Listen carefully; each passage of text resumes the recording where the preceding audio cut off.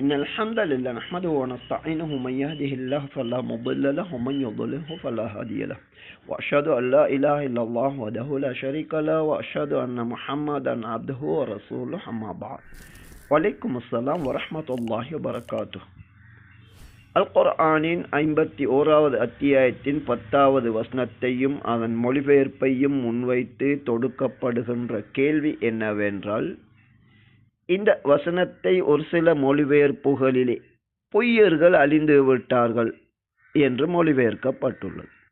வேறு சில அறிவிப்புகளிலே யூகம் அனுமானத்தின் அடிப்படையில் செயல்படுபவர்கள் அழிந்து விட்டார்கள் என்று மொழிபெயர்க்கப்பட்டுள்ளது.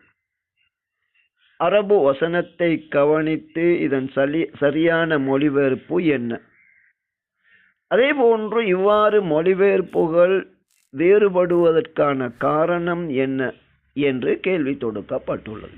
குர்ஆன் மொழிபெயர்ப்புகளிலே வித்தியாசங்கள் இருக்கின்றது என்றால், அரபு மொழி சொற்கள் பெரும்பாலும் ஒரு சொல்லிற்கு பல கருத்துகள் இருப்பதும் அதிகமாக காணப்படுகின்றது.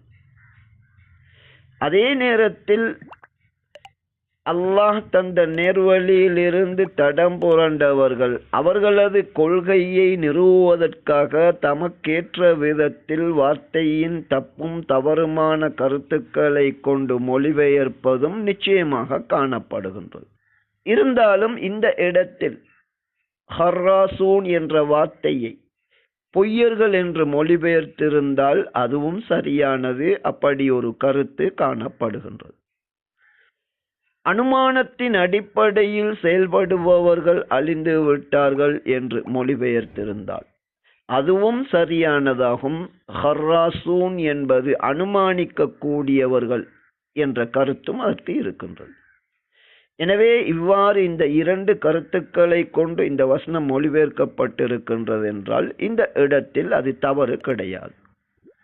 இப்படி ஒரு வார்த்தைக்கு பல கருத்துகள் இருப்பதும் அதில் மொழிபெயர்க்கின்றவர்கள் ஒவ்வொரு கருத்தை எடுப்பதும் என்ற அடிப்படையிலே இது ஒரு மொழிபெயர்ப்புகள் வித்தியாசப்படுவதற்கு காரணமாக இருக்கின்றது. அதே நேரத்தில் இஸ்லாம் என்ற பெயரிலே வழிகட்டு சென்றவர்கள், இஸ்லாத்தை தப்பும் தவறுமாக புரிந்தவர்கள் தங்களது பிழையான கருத்தை நிறுவுவதற்கு அதற்கேற்ற பொருளிலே குர்ஆன் வசனங்களுக்கு கருத்துக்கள் கொடுத்து மொழிபெயர்ப்பது என்பது இப்படியான மக்களை வழிகெடுக்கின்ற பிழையான விடயங்களை மக்களுக்கு அது குர்ஆனில் இருப்பது போன்று சித்தரிக்கின்ற மொழிபெயர்ப்புகளும் இருக்கின்றன. எனவே எப்போதும் அல் குர்ஆனையும் சஹீஹான ஹதீஸையும் ஆழமாக விரிவாக கற்ற உலமாக்களின் வழிகாட்டலில் தான் அதனை நாம் புரிந்து கொள்ள வேண்டும். அதிலே சந்தேகங்கள் ஏற்படும் போது அது பற்றி கேள்வி கேட்டு சரியானதை தெரிந்து கொள்ள வேண்டும். ஒட்டுமொத்தத்தில் இந்த இடத்திலே 51வது அத்தியாயத்தின் 10வது வசனம் என்பது பொய்யர்கள் அழிந்து விட்டார்கள், அல்லாஹுடைய சாபத்திற்குரியவர்களாக ஆகிவிட்டார்கள் என்று மொழிபெயர்த்தால் அதுவும் தவறு கிடையாது.